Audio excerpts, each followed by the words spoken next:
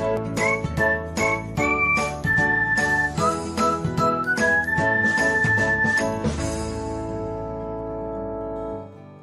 everyone, welcome back to another episode of Technologyglance.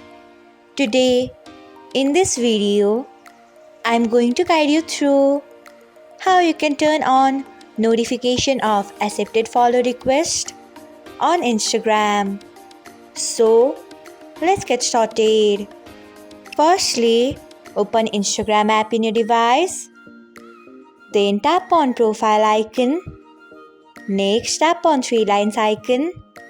After that, tap on settings and privacy. Then tap on notifications. Next, tap on following and followers.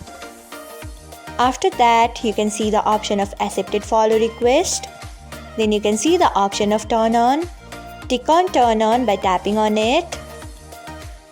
So, this is how you can turn on notification of accepted follow request on Instagram. Thanks for watching. If you found this guide helpful, we would love it if you hit the thumbs up button below. We upload great new tech tutorials like this one every day, so do not forget to subscribe to our channel and hit the bell icon so that you'll never miss another update.